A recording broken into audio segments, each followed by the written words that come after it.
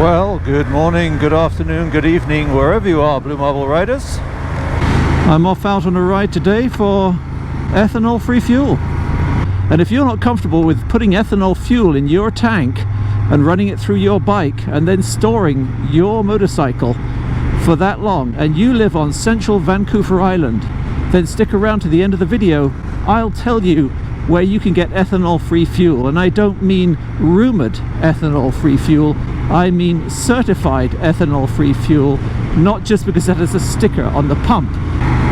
For those of you who are just along for the ride and want to hear a little bit about why you really shouldn't put E10 in your bike, but you probably can't help it anyway, there are additives that can help, and I'll talk about that in a little bit as well. Oh look! A fuel station, a gas station, a petrol station.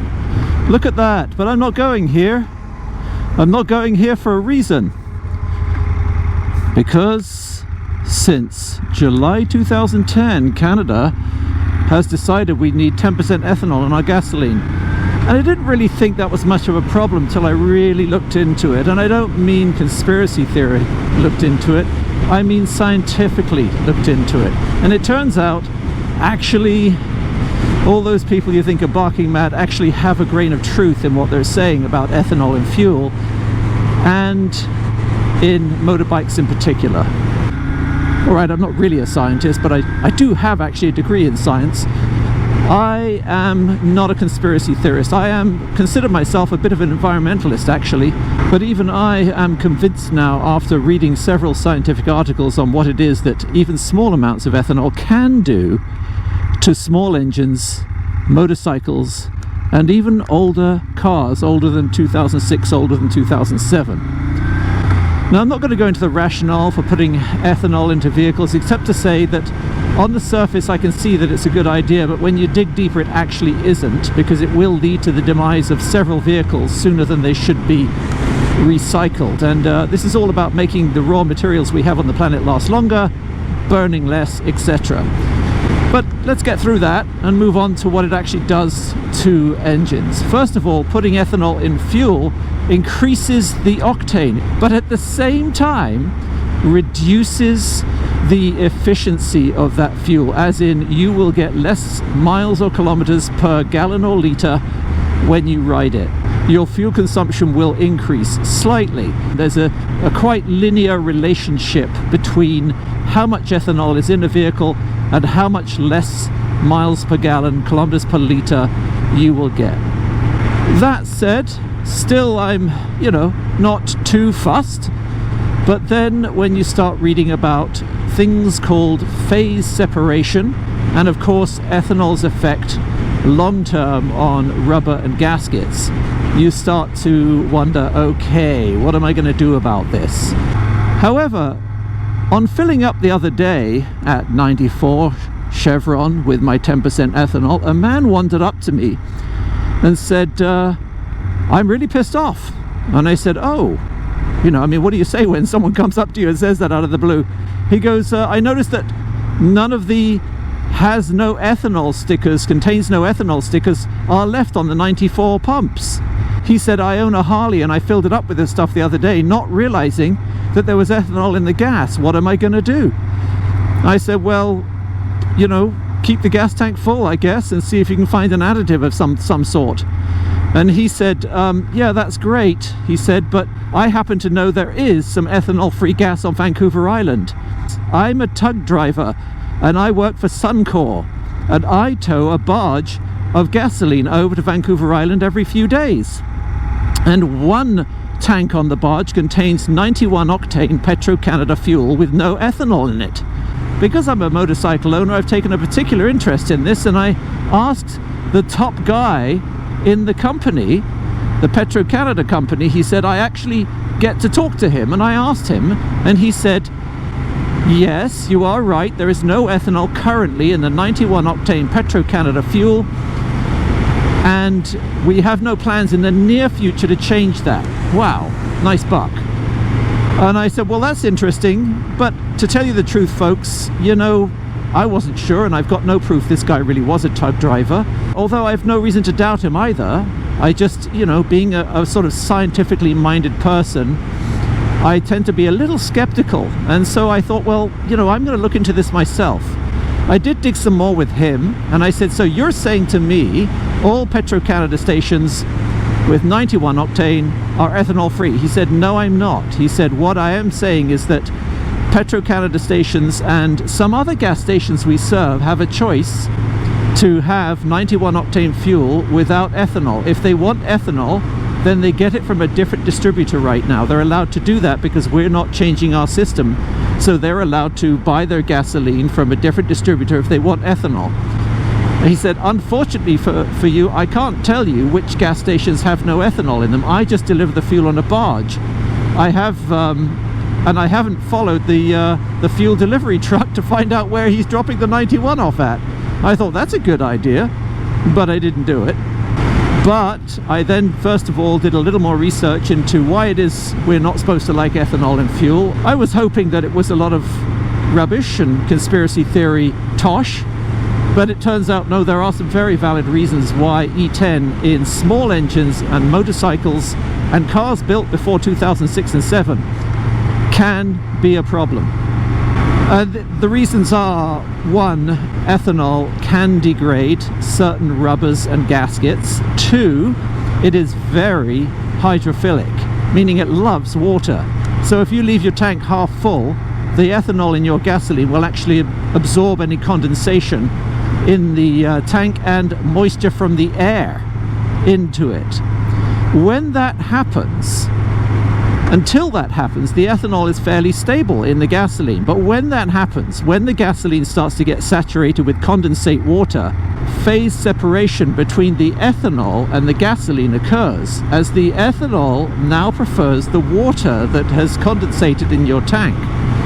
And the scientific studies say that when the E10 gas absorbs about 0.4% of its contents in moisture from the atmosphere, that's when phase separation occurs. And what phase separation is the ethanol and water separate from the gasoline, dropping to the bottom of your tank, and they get ingested into the engine first. They sit in the bottom of your tank and rust it.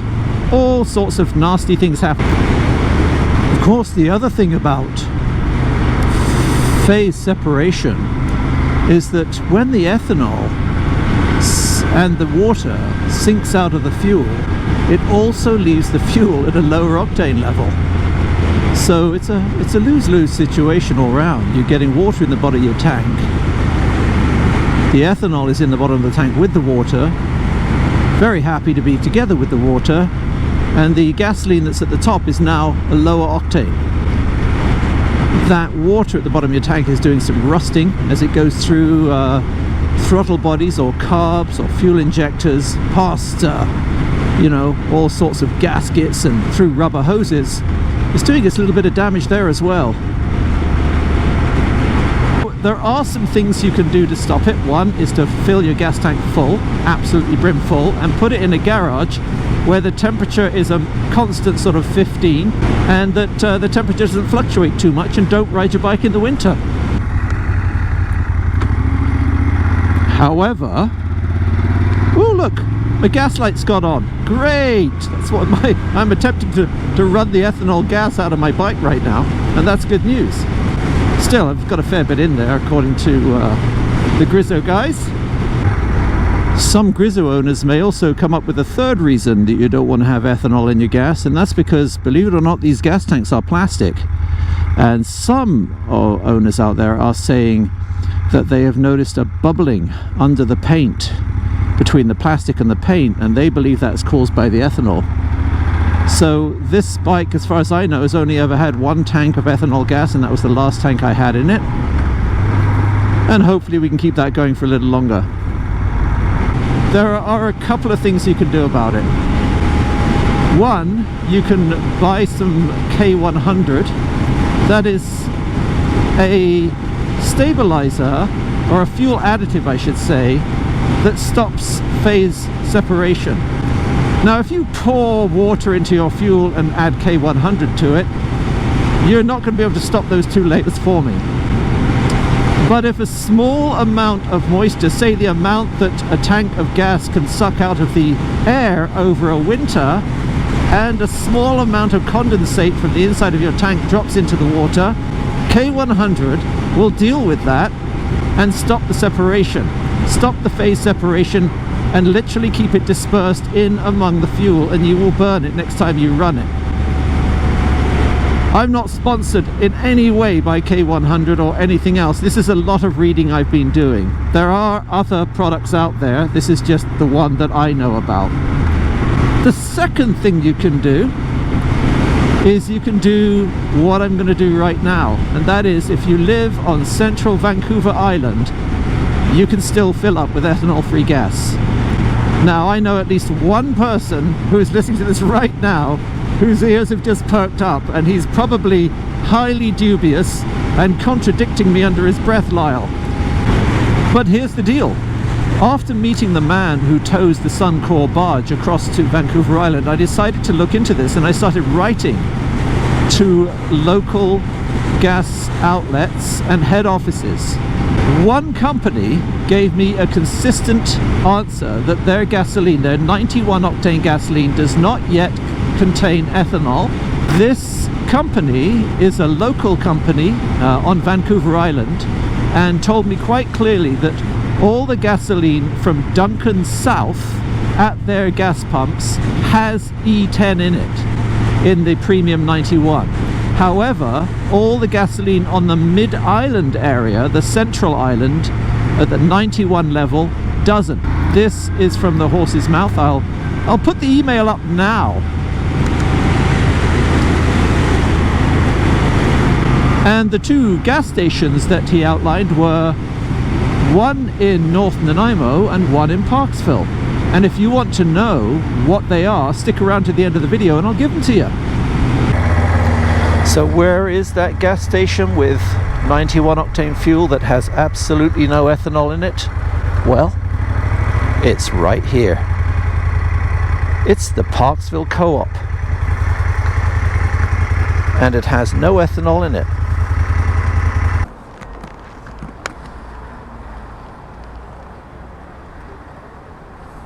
So let's put some of the lovely juice in it, shall we?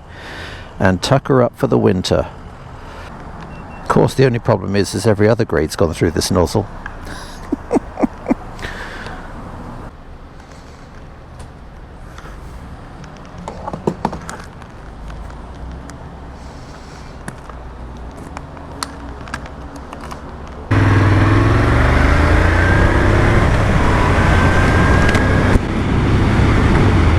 So now we're sipping the good stuff. Probably flush a couple of tanks through here. The other gas station is the one in North Nanaimo, right by the Woodgrove, Starbucks, Michael's area. It's the Co-op gas station again. And so I have it on very good authority that those two gas stations have no ethanol in their gas. So motorcycle riders of Vancouver Island, you are welcome. Go top up those bikes so that they get through the winter with a minimum of fuss. Some people put additives in them anyway. Just make sure something that avoids phase separation. A lot of fuel additives are just there to clean, keep the octane boosted, but don't actually deal with phase separation of the ethanol and the gasoline. K100, among others, apparently does. So yeah, you might want to dump some of that in your tank. I've got some. I probably won't dump it in because I don't need it this season. I use it for my 87 and 89 octane small engines, the things like lawnmowers and John Deeres and things like that run on it, stopping the corrosion, which is the big thing. I mean, even this guy, look at him, desperate for some ethanol-free gasoline. He's walked miles with that tiny can just to get a drop of ethanol-free gasoline. Oh, for a minute I thought he was bypassing it to go to the Chevron. That would have been a mistake. Alright, I can sense Sabrina's very eager, very anxious to get a new tank of fresh gas here. Ooh, what a filly. Time for a drink. Time for some champagne. Yes. Oh, ho, ho, ho.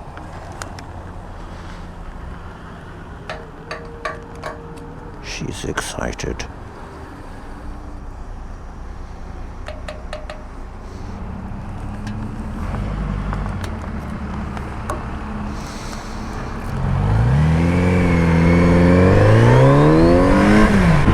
Oh, she's already happier. I can just tell. Alright, with that, I hope you enjoyed it. Thanks for coming along for the ride, and I hope, like me, you learned a little something from that. And that if you live on central Vancouver Island, you can make use of what I have just found out. Give it a thumbs up and a like. Let me know your experiences with gasoline, particularly if you're in another country that has been doing this for a lot longer than we have. What are your tips and tricks? What do you do? Thanks a lot. This is the Blue Marble Rider, out.